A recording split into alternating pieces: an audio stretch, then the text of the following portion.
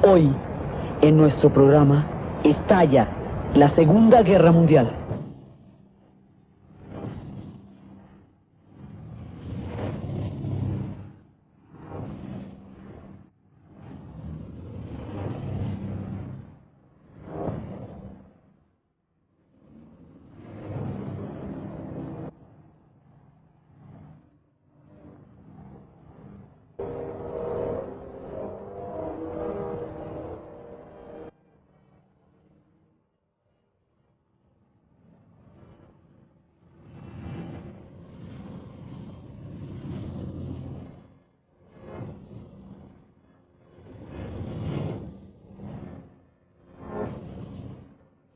La vez pasada habíamos visto cómo el proyecto nazi había realizado una purga interna a través de lo que ellos llamaban acción directa, y había sido compuesta por tres partes. Una, la noche de los cuchillos largos, en la cual, para lograr el consenso del ejército alemán, Hitler entregó las tropas de las SA y en una sola noche los mataron a todos, para lograr de esa manera la unidad del ejército alrededor del proyecto nazi. Esa fue una purga. Habíamos visto cómo incendiaron el edificio del Reichstag los mismos nazis, para poder alegar a través del incendio del edificio del Reichstag que habían sido los comunistas y emprender una persecución, una purga terrible contra toda oposición política que aún quedara en Alemania por cuenta del incendio del edificio del Reichstag, culpándolos a todos de la conspiración para el incendio y de esa manera eliminando toda oposición en Alemania. Habíamos visto cómo la tercera parte de la purga es la noche de los cristales rotos, cuando todos los negocios de la comunidad judía van a ser incendiados en una sola noche y se van a promulgar posteriormente las leyes de Nuremberg, en las cuales se les saca de la sociedad, se les empieza a confinar y van a ir poco a poco a los campos de concentración. Una vez que Hitler ha realizado las purgas internas, ha eliminado cualquier posible oposición, ahí empieza la acción directa, que primero se refleja en Alemania a través de todo lo que hemos visto, a través de todo el proceso de ascenso al poder, todo el proceso ideológico y todo esto.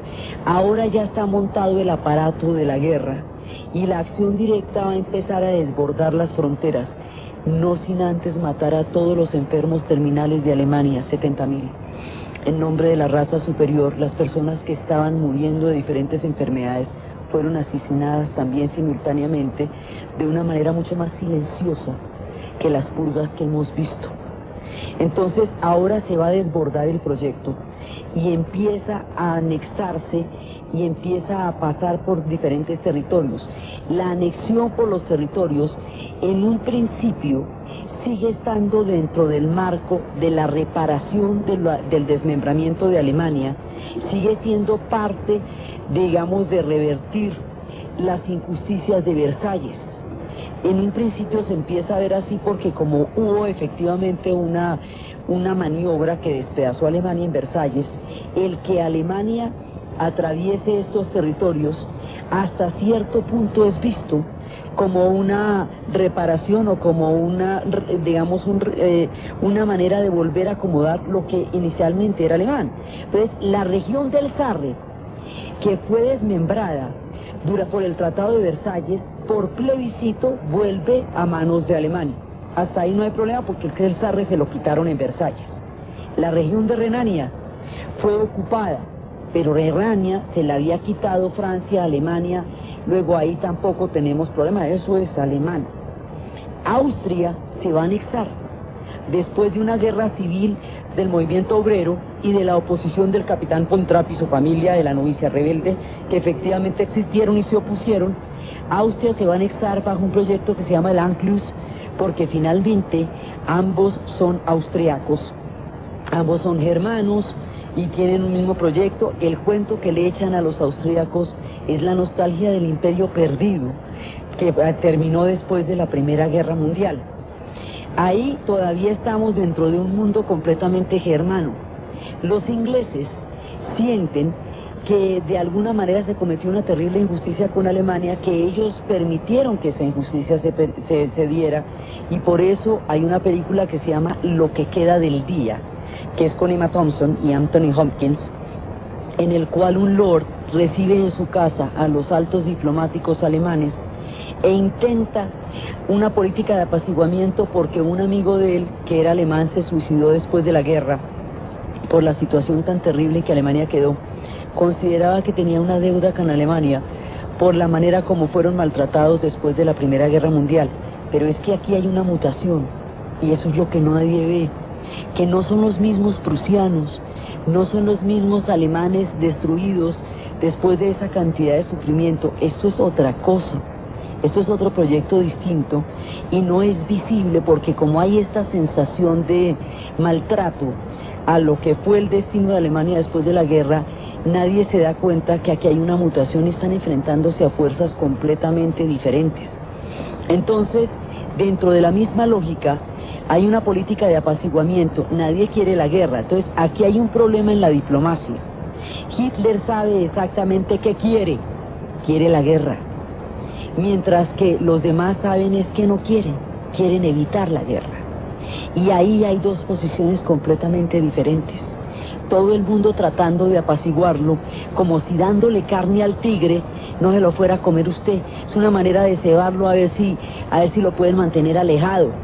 Entonces, de esa forma, le van dando lo que pide la primera parte, como era todo el mundo alemán.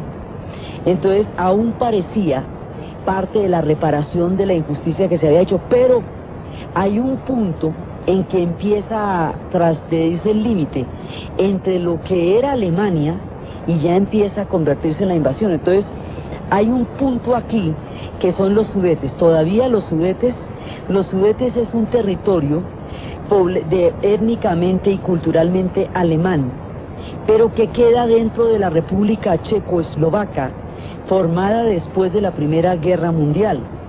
Entonces Hitler reivindica el Saar de Renania-Austria, ahora reivindica los Sudetes, que eran el otro pedazo del territorio. Más tarde reivindicará el corredor de Danzig en Polonia, pero ahora reivindica los Sudetes.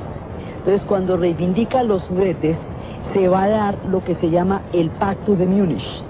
El Pacto de Múnich es el desmembramiento de la República Checoslovaca para que los Sudetes le vayan a quedar a los nazis. De esa manera consideran que hasta ahí llegaban las reclamaciones alemanas. Hitler les hizo creer que no iba a seguir pidiendo más, que hasta ahí, mejor dicho, hasta ahí terminaba Versalles. O sea, la embarrada que se había hecho con el final del Tratado de Versalles terminaba con la entrega de los Sudetes y San se acabó. Eso fue lo que creyeron, eso fue lo que Hitler les hizo creer, porque no sabían que el proyecto era la guerra, pero el proyecto era la guerra desde el principio, y lo que estaba haciendo era avanzar y avanzar y avanzar, primero diplomáticamente, y luego avanzaría militarmente, pero todo esto está cuidadosamente planeado. Entonces, en ese momento, Inglaterra decide que no va a ir a la guerra por un país que no conoce, que es sumamente lejano y donde la gente está peleando por cosas que además ellos no comprenden. En el Pacto de Múnich, Chamberlain, que en ese momento era el primer ministro británico, acuerda que permite desmembrar Checoslovaquia para entregársela a los nazis, y que ahí, hasta ahí se logra la paz, se logra revertir, digamos, cualquier, o resarcir más aún, cualquier injusticia que aún quedare por reparar respecto al resultado del Pacto de Versalles. Digamos, hasta ahí ya quedamos en tablas, de aquí en adelante lo que pase ya es un abuso. Ese Pacto de Múnich es el intento desesperado de Chamberlain por evitar la guerra. Nadie quiere esa guerra, todo el mundo tiene susto a esa guerra, y esa es la manera como trata de apaciguarlo, a costa de el pueblo checoslovaco, que no, digamos, no fue invitado al reparto. Después de este reparto va a aparecer una postal absolutamente aterradora, donde el alto mando alemán camina por las calles de Praga, y la postal, el mapa de Checoslovaquia se abre, se florea como con el fuego, mientras pasan las botas del alto mando alemán por encima de Praga. Esto va a ser sumamente grave, y los eslavos van a ser servidos en la mesa de los sacrificios. Se considera que hasta aquí terminan las reclamaciones, Cuando regresan del pacto de Múnich, Chamberlain llega muy contento porque desde su punto de vista, que es lograr la paz a como dé lugar, que es apaciguar a este personaje, porque una guerra mundial no la quiere nadie, una guerra no la quiere Inglaterra ni la quiere nadie. Él llega muy contento, tiene un papel en el que dice que ahí están las palabras de Adolfo Hitler y están las palabras suyas, las firmas de los dos, en el cual consideran que se ha saldado el asunto de los Sudets, que el asunto de los checos ya está resuelto, que Inglaterra no va a ir a la guerra por un país lejano que no conoce, cuya gente se está peleando por motivos que ellos desconocen, y que una vez más ha habido una oportunidad para la paz. Esto aparentemente es una situación de una, por lo menos de una tregua, o por lo menos de una, no, la guerra se logra evitar otro poquito, y eso sigue siendo un triunfo muy grande para Chamberlain. Chamberlain llega contento a Inglaterra, muestra su documento, sienten que se han librado del fantasma de la guerra que tanto los aterroriza, y estas son las palabras del primer ministro Chamberlain cuando anuncia ante los británicos que ha firmado el pacto de Múnich que desmembra a Checoslovaquia, y esta es la manera como lo reciben cuando consideran que se han librado de la guerra. This morning I had another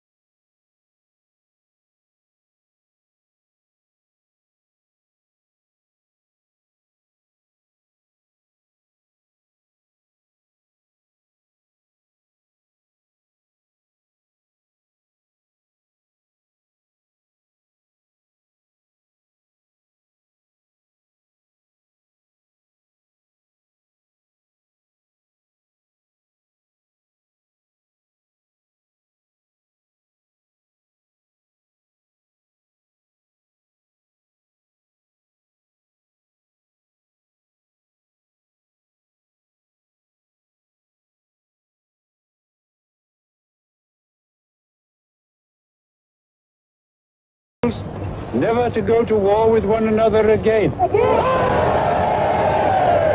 Aquí dice cómo se suscribió un acuerdo en el cual el Führer y el canciller alemán y el primer ministro británico se ponen de acuerdo para decir que no van a ir a la guerra el uno contra el otro, que la cuestión anglo-germana es de primera importancia para las dos naciones y para Europa. Ninguno de los dos va a ir a la guerra por motivos de Checoslovaquia. La cuestión checa queda así saldada, y de esa manera termina la reclamación alemana de territorios. Inglaterra regresa con su pacto de Múnich y queda sentado un principio de la paz en nuestro tiempo, como lo llamaría Chamberlain. Y con esto llega tranquilo, pensando que hasta aquí se ha logrado apaciguar toda la bestia que se está armando en Europa. Pero esto va a ser lejos de ser cierto. Esto se llamará el síndrome de Múnich, pero por supuesto la historia se escribe en replay.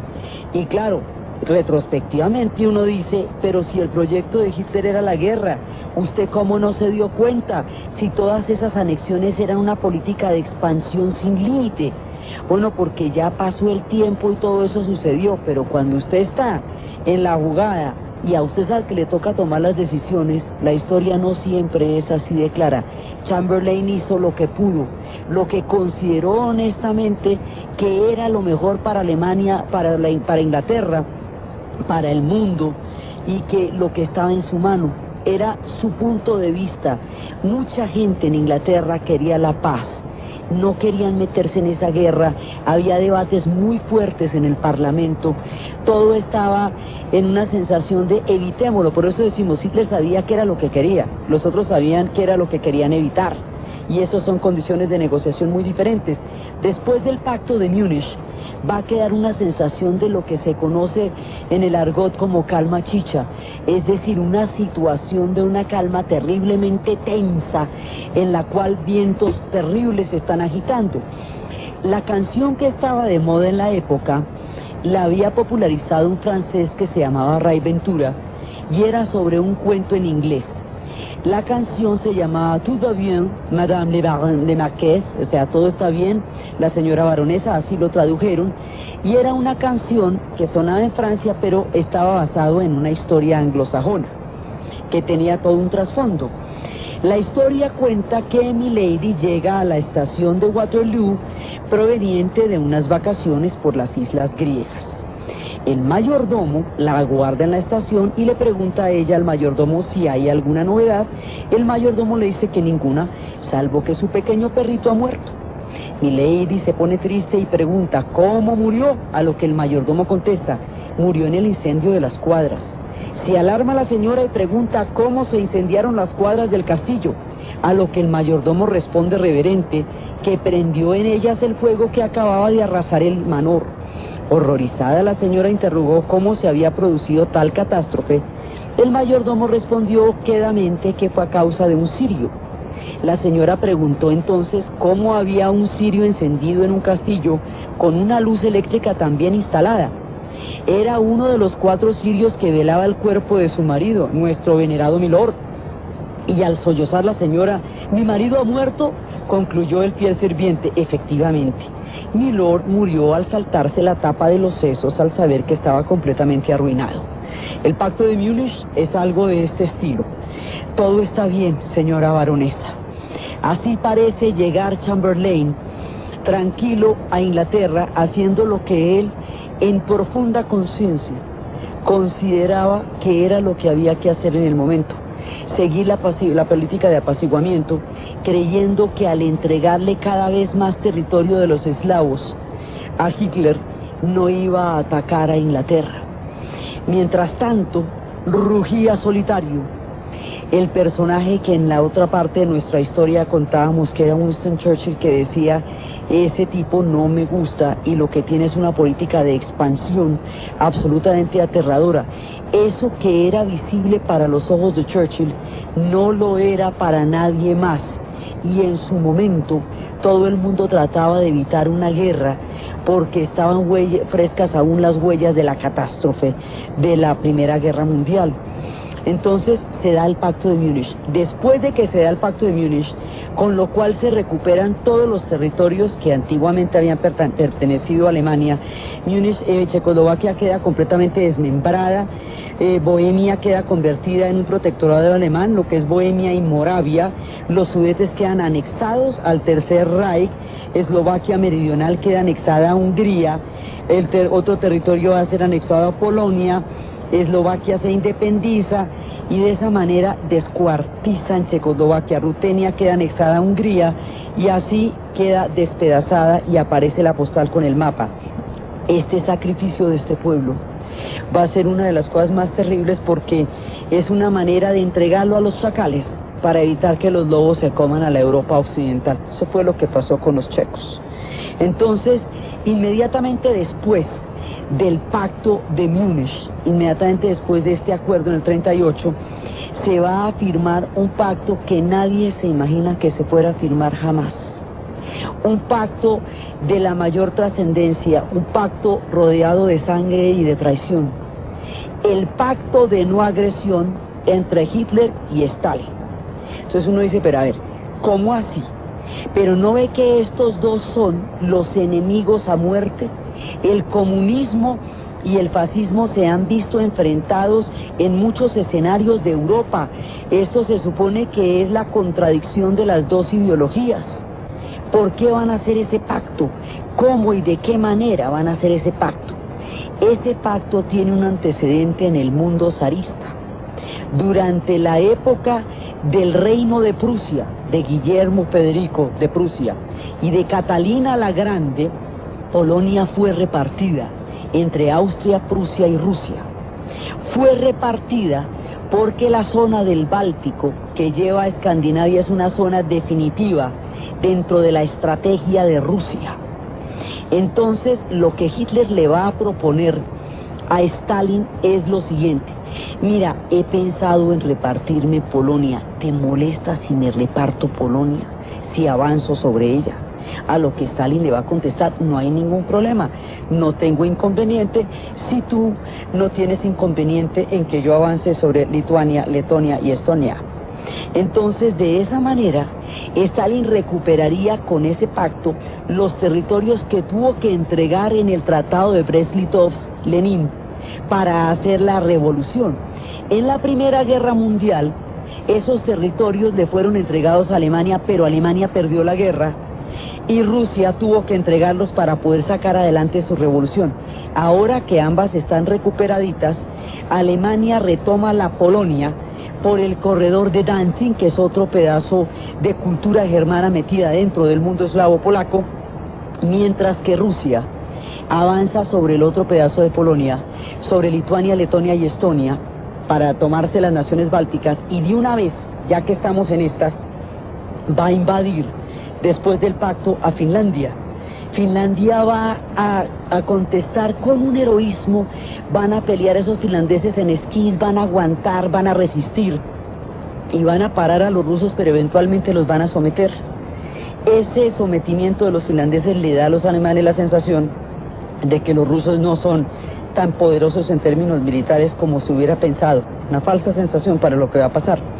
¿Para qué hacen ese pacto? Ese pacto lo hace Hitler para contener a Stalin, para asegurarse de que Stalin no va a impedir el avance sobre Polonia, y de esa manera tener listo el escenario de la guerra. O sea, así con esto, esa es la última pieza del rompecabezas que va a colocar. Stalin también necesita ese pacto porque necesita avanzar sobre los territorios que había entregado en Brest-Litovsk. Eso no se entiende desde la política, eso no se entiende desde el comunismo, eso se entiende desde el zarismo. Eso ahí ya no es la Unión Soviética, sino la Santa Madre Rusia, la de Catalina, la de Iván el Terrible, la de Pedro. Son los zares, por la boca de Stalin, los que hacen ese pacto, porque ese pacto ya tiene que ver es con el proceso de expansión soviético y con el proceso de expansión alemán. Ese pacto, desde el punto de vista comunista, es la mayor traición. Ambos, de todas maneras, ambos son estados corporativos, ambos son estados donde la masa se ha visto, ha aplastado al concepto de individuo, ambos son estados totalitarios, ambos son estados expansionistas.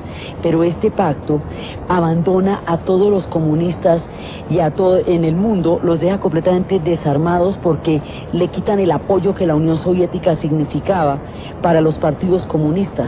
Entonces, si a esto se le añade la eliminación de la oposición en Alemania, estos quedan completamente solos y ya no va a haber quien se oponga.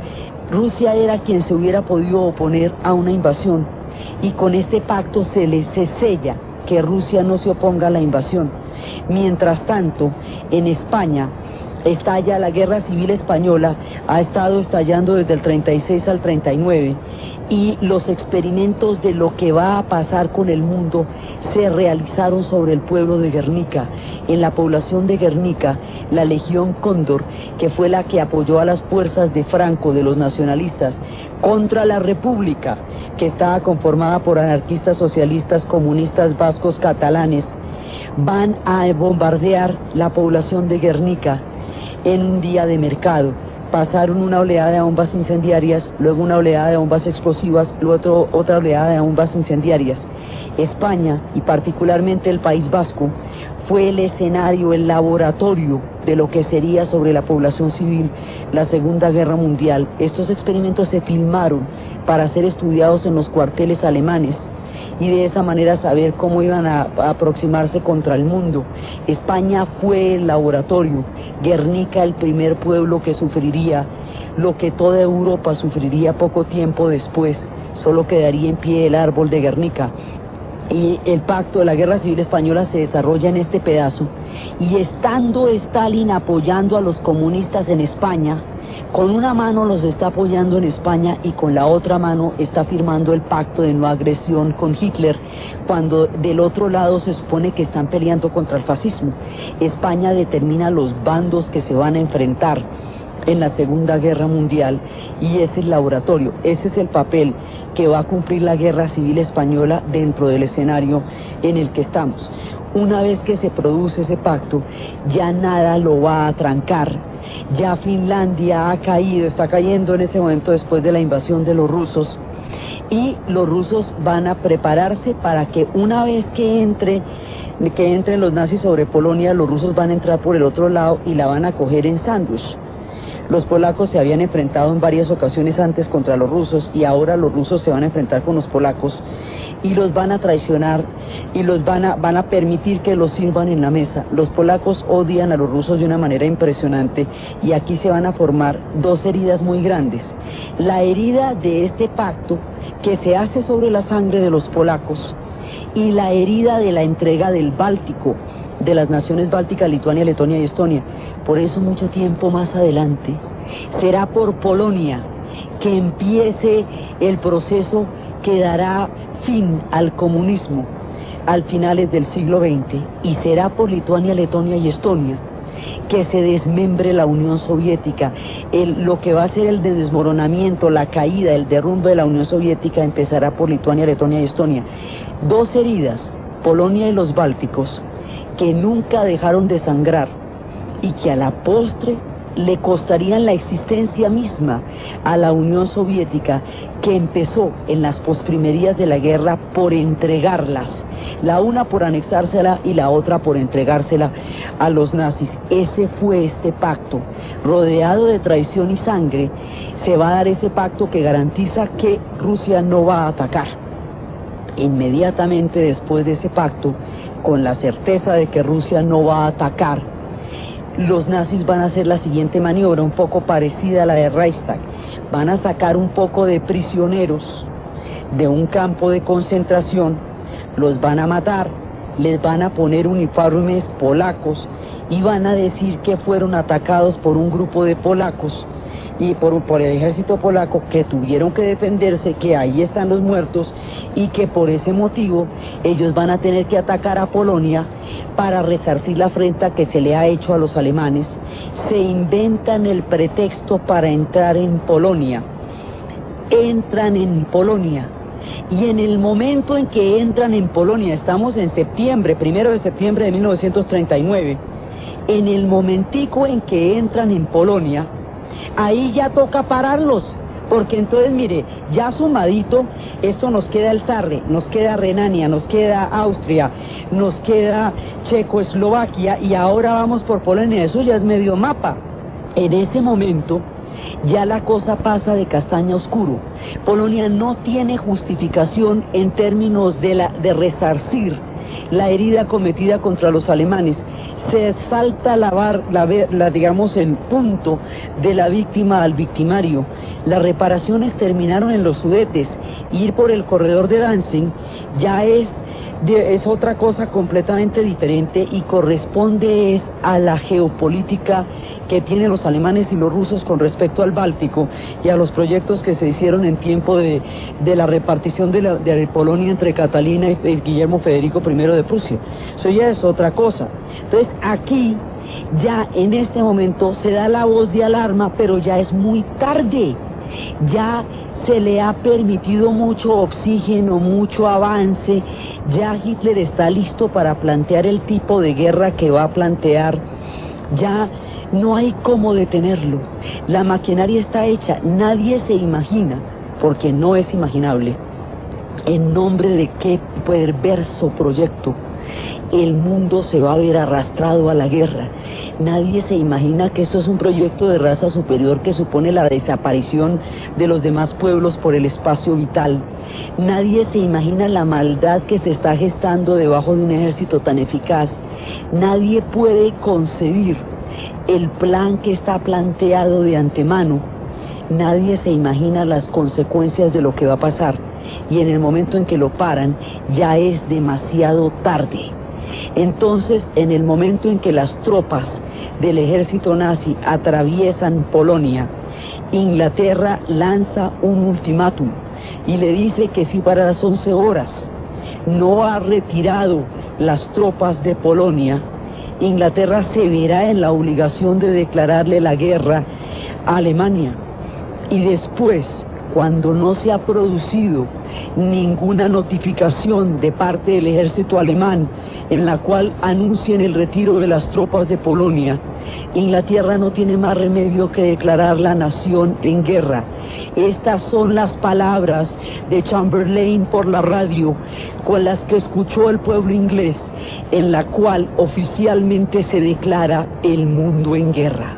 This morning, the British ambassador in Berlin handed the German government a final note stating that unless we heard from them by 11 o'clock, that they were prepared at once to withdraw their troops from Poland, a state of war would exist between us.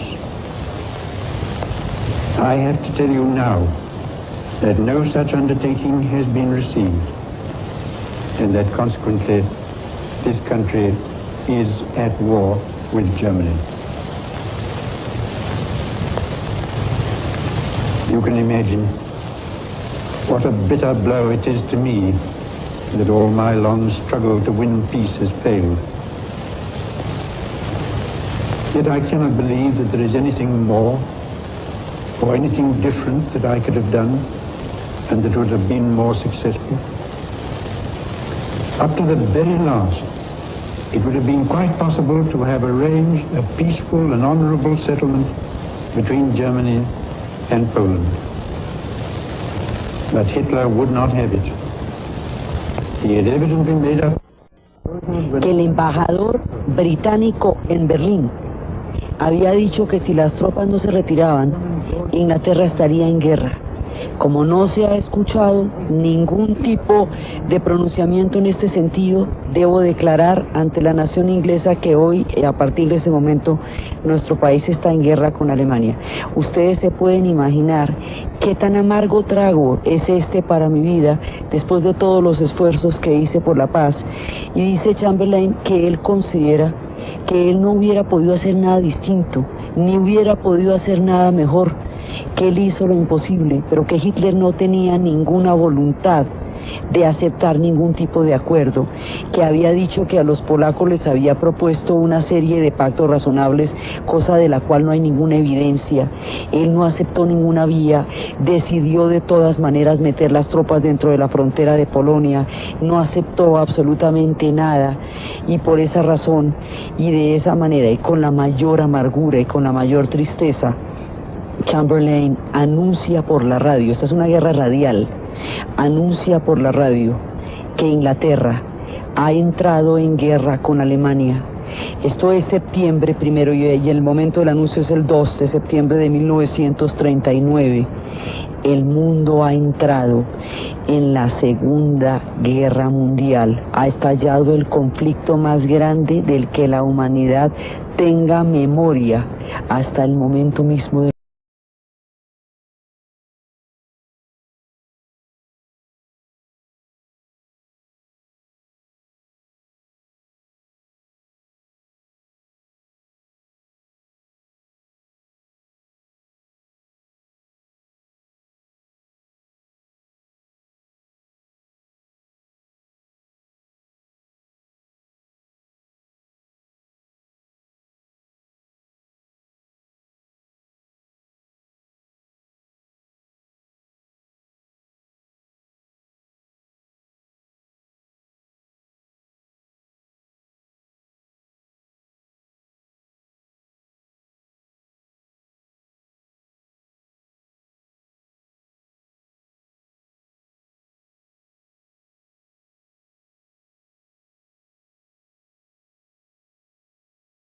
Entonces, en ese momento van a entrar, el ejército alemán va a entrar a Polonia, va a entrar a Varsovia y va a avanzar sobre este país. Los polacos van a contestar con una carga de caballería ligera. La caballería va a enarbolar los sables contra las divisiones de Panzers, los tanques alemanes que van a pasar por encima de los caballos. A pesar de que la declaración de guerra se hace por la invasión a Polonia, no hay en ese momento con qué ayudar a Polonia. Así que Polonia va a morir. Polonia será la primera que va a encontrar y va a vivir los horrores de la guerra. Polonia va a ser totalmente tomada, y mientras la carga de la caballería embiste con sables las divisiones alemanas, por detrás están entrando los rusos y la cogen en sándwich y la despedazan. Polonia sangrará. Por primera vez, ella será el primer país que va a sangrar en la guerra. Los tanques alemanes han entrado en Polonia. Los polacos los van a repeler con los caballos y los sables, enfrentando así heroicamente con una carga de caballería ligera la maquinaria bélica más aterradora que se haya conocido.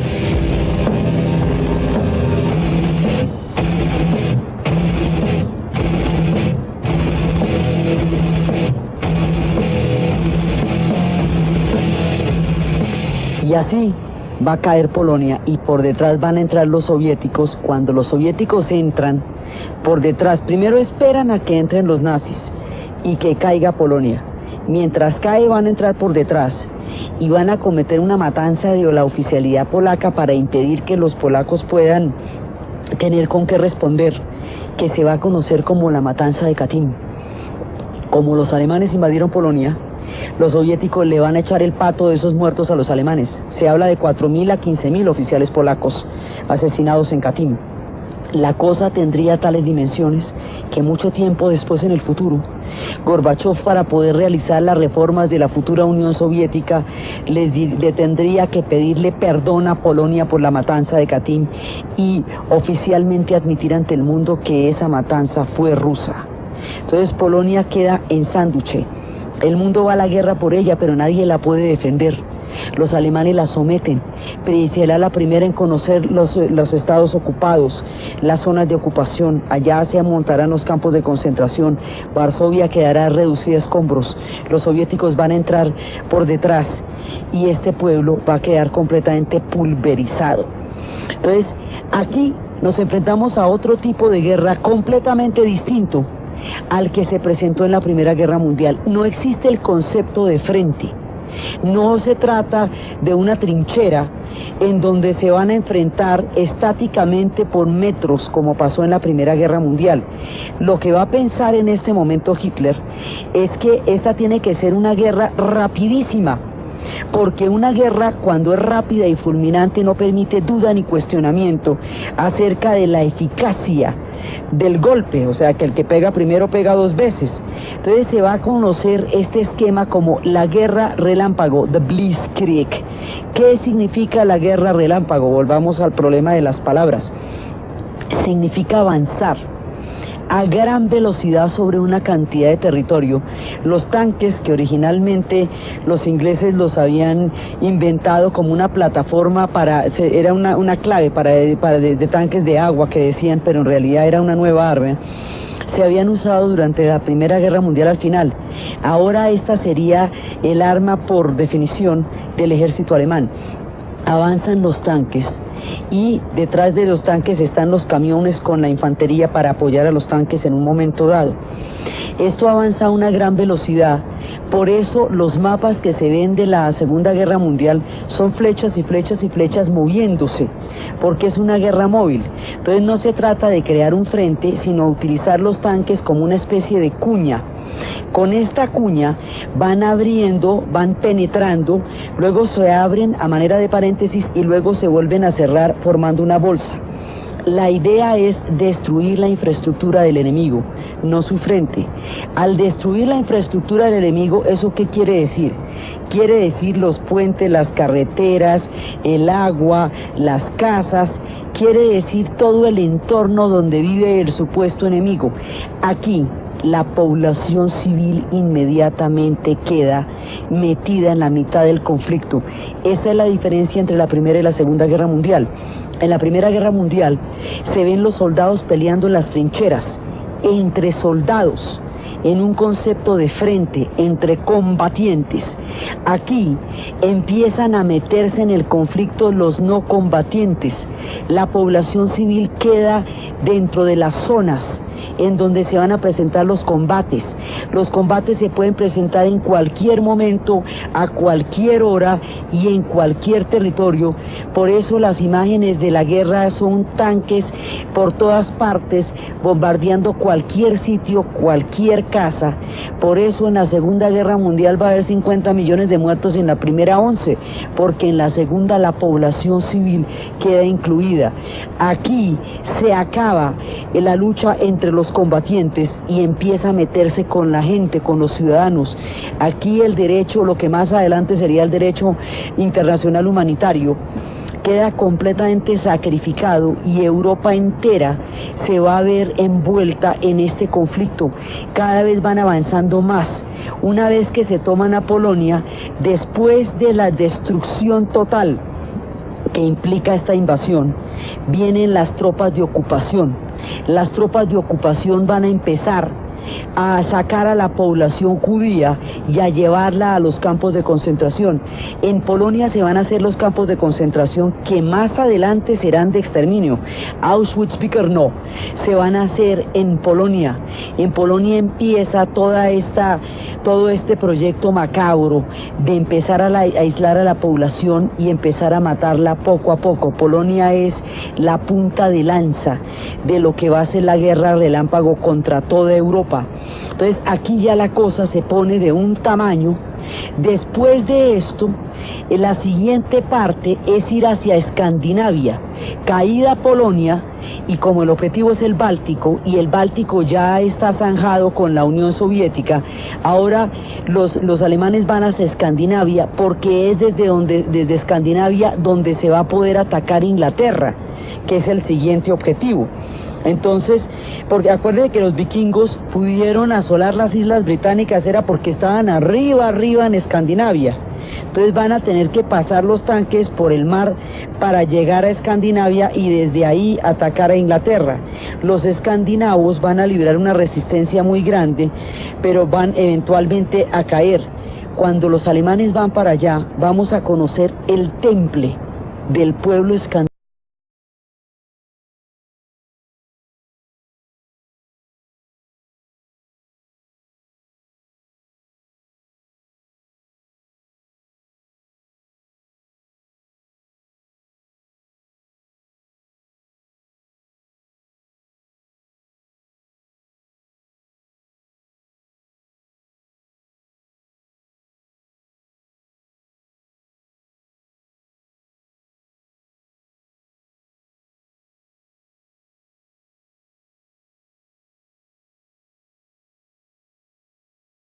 Los escandinavos le van a dar una lección al mundo de Padre y Señor nuestro. En el momento en que se les empiece a pedir que a la población judía le pongan estrellas amarillas y se las entreguen a los nazis en las zonas de ocupación, el rey de Dinamarca se va a poner una estrella amarilla y va a decir que allá todos son daneses y que si se llevan a alguien tiene que ser a él en primera instancia. Más adelante los noruegos van a empezar a crear las redes para sacar a los judíos y poderlos salvar, y más adelante Raúl Wallenberg en Suecia va a empezar una campaña impresionante utilizando todo su poder, todo su dinero y toda su conexión de diplomático para salvar a los judíos cuando empiecen a los campos de concentración a convertirse en campos de exterminio. Los escandinavos no entregaron a la población judía, no hicieron caso a esos mandatos de ocupación, y en eso hicieron la diferencia. Mostraron que sí había una opción y que había una manera de manejar la cuestión judía con dignidad y con humanidad. No fue el caso del resto de Europa. El antisemitismo que había latente en el resto de las culturas europeas hizo que mucha gente intentó salvarlos, pero mucha gente los entregó, mucha gente se cayó, mucha gente los denunció, mucha gente los vio montar en los camiones, mucha gente les vio poner las estrellas amarillas, mucha gente no preguntó. Y en Polonia se van a establecer los guetos y se van a establecer los muros, y detrás de los muros los van a empezar a desaparecer de 50.000 en 50.000 sin que nadie pregunte para dónde van. La actitud de los escandinavos va a generar una propuesta de cómo se puede abordar una cuestión aún bajo la ocupación con toda la dignidad y la humanidad. Y eso se distingue de lo que pasó en el resto de Europa, porque en el resto de Europa el plan de exterminio demencial fue orquestado por muchos silencios, fue orquestado por un antisemitismo que de una u otra manera, por omisión, por desconocimiento o por simple indolencia, permitió que empezaran a pasar las cosas tan terribles que empezarían a pasar en ese momento en Europa. Por eso la lección de Escandinavia es siempre rescatable, siempre hay una opción para la dignidad. Entonces, pero los escandinavos también van a caer, o sea, todo el mundo va a caer. Entonces, ya las cosas se están poniendo de un tamaño que este hombre solitario que rugía diciendo que Hitler no le gustaba, la historia le dio la razón de una manera monumental. Hay un momento en que se está dando lo que se conocería como la tormenta que se cierne, the gathering storm. Winston Churchill está sentado esperando la oportunidad para salvar a Inglaterra, para poder salvar al mundo de una catástrofe como la que viene. Se ha preparado toda la vida para ese momento. Empiezan los planes para tratar de invadir a Inglaterra. Chamberlain tiene que renunciar. El rey llama a Winston Churchill al número 10 de Downing Street y le dice que salve a Inglaterra. Winston Churchill asume el mando de la Gran Bretaña y los ingleses se van a dar la resistencia más heroica que uno se puede imaginar. Ha caído Dunkerque y en este momento los ingleses van a dar una lección sin la resistencia, sin el heroísmo, sin el apoyo y sin el inmenso sacrificio que los ingleses harían. Europa no hubiera resistido lo suficiente para poder derrotar a los alemanes mientras llegaban los americanos a la guerra con renovados bríos. Es Inglaterra la que va a dar la resistencia, todos los demás países de Europa van a caer. Entonces, en ese momento, Winston Churchill va a asumir el mando y ante la presión de un posible ataque, de una invasión a Inglaterra, él proclama que no se van a rendir. Y estas son las palabras de Winston Churchill anunciando que Inglaterra va a pelear, que Inglaterra no se va a rendir, que va a pelear todo lo que toque, como toque, cuando toque, que Inglaterra no se va a rendir. We shall go on to the end. We shall fight in France. We shall fight on the seas and oceans. We shall fight with growing confidence and growing strength in the air. We shall defend our island, whatever the cost may be. We shall fight on the beaches. We shall fight on the landing grounds. We shall fight in the fields and in the streets. We shall fight in the hills. We shall never surrender. And which I do not for a moment believe. Churchill dice, vamos a pelear hasta el final, vamos a pelear en los campos, vamos a pelear en las colinas, vamos a pelear en los valles, vamos a pelear en las calles, vamos a defender esta isla, la vamos a defender con todo. La vamos a defender y si llegáramos a ser subyugados, nuestros imperios de ultramar nos defenderán. La vamos a defender y hace el propósito. Antes de eso, les ha dicho que solo tiene para ofrecerles sangre, sudor y lágrimas y los ha llamado a la resistencia más heroica que se puedan imaginar. Y después empieza a anunciar cómo va a defender esa isla contra viento y marea en el futuro. Las generaciones siguientes que no van a olvidar la entereza y el valor de Churchill le van a rendir este homenaje, tomando estas palabras de que nunca se rendirán y que pelearán por tierra y por mar.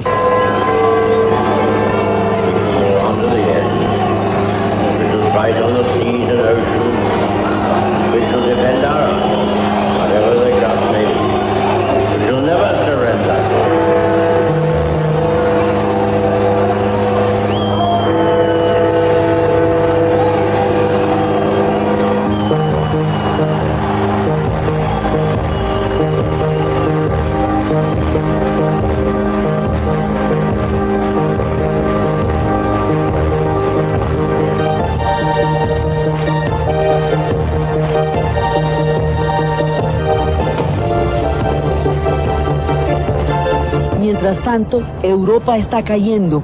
Francia caerá. ¿Por dónde van a caer los franceses? Por el flanco. ¿Cuál es el flanco? Bélgica. Entonces allá llegarán. Francia hará una línea de protección donde no pasan ni los malos pensamientos, la línea Maginot, pero los alemanes atacarán por el flanco. Van a caer los Países Bajos, va a caer Holanda, que se inunda y tapa los diques para evitar que lo dominen, y sin embargo la van a dominar.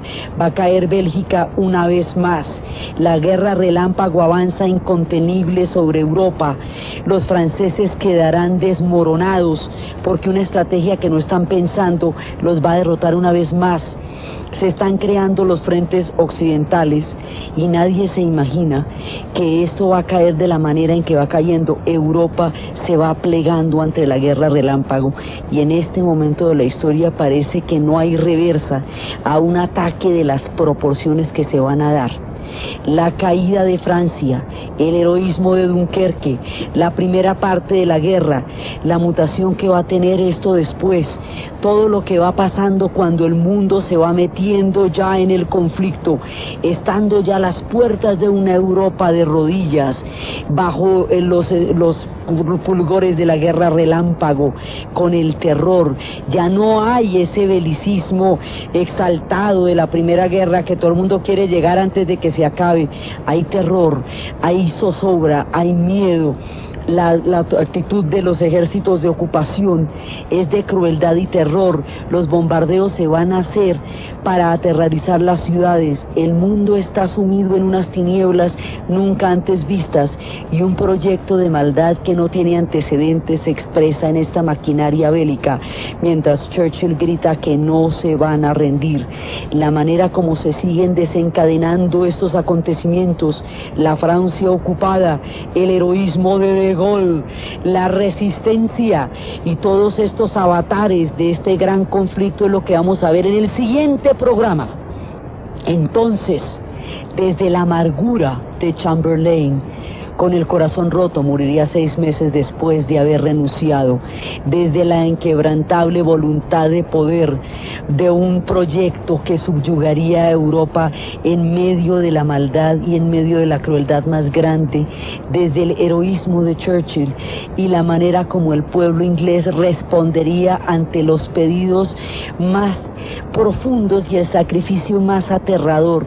Europa caída y el mundo sometido en este conflicto. Desde este momento tan complejo de la historia, en la narración Diana Uribe, en la producción Jessy Rodríguez y para ustedes feliz Dona Pulga.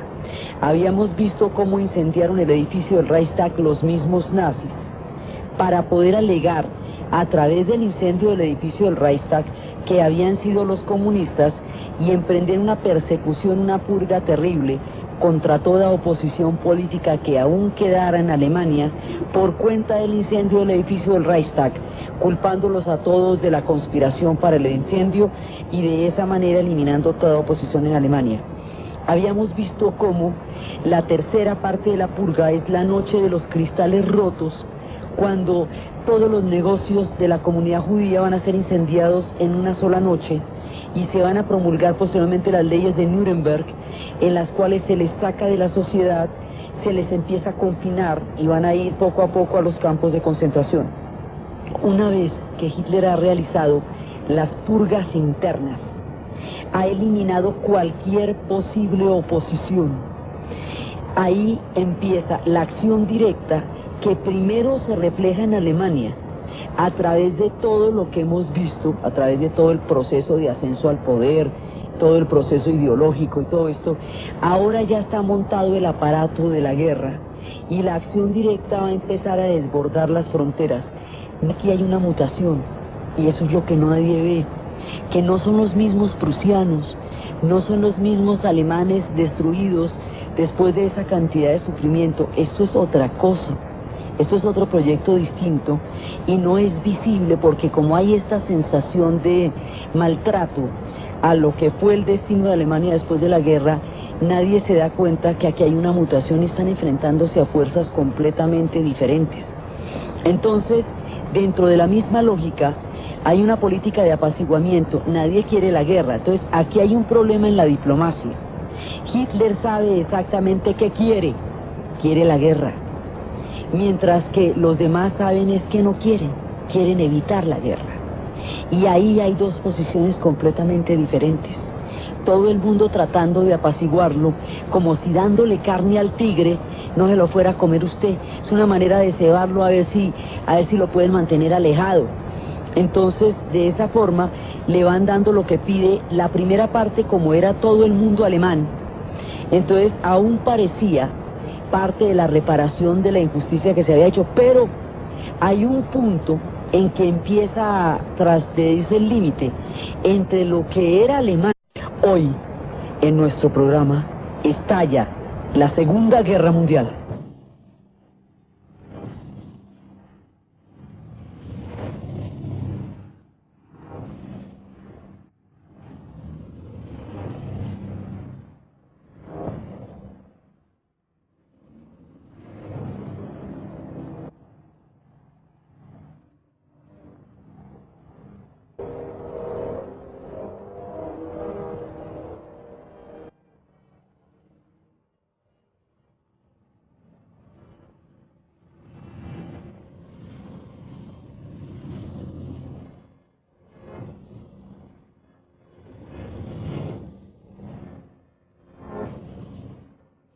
La vez pasada habíamos visto cómo el proyecto nazi había realizado una purga interna a través de lo que ellos llamaban acción directa, y había sido compuesta por tres partes.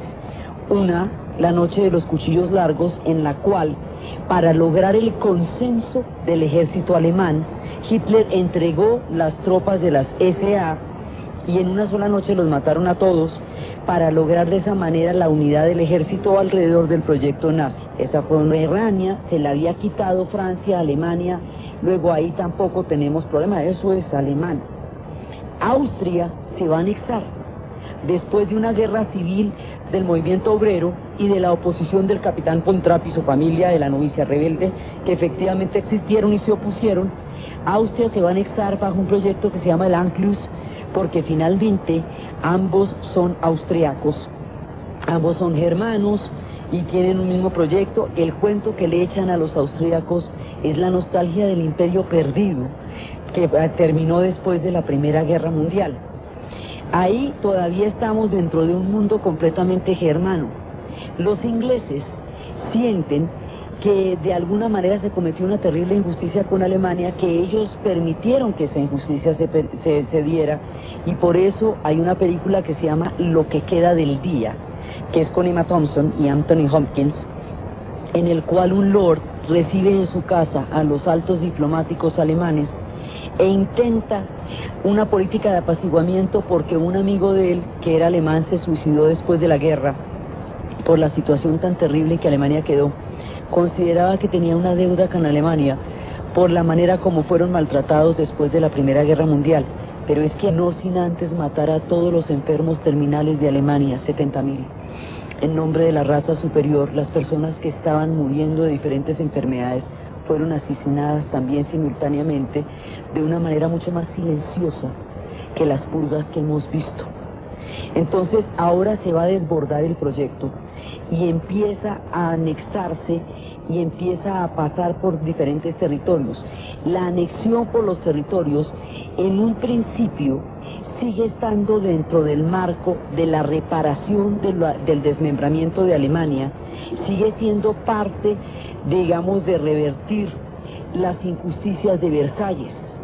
En un principio se empieza a ver así porque como hubo efectivamente una maniobra que despedazó a Alemania en Versalles, el que Alemania atraviese estos territorios hasta cierto punto es visto como una reparación o como una, digamos, una manera de volver a acomodar lo que inicialmente era alemán.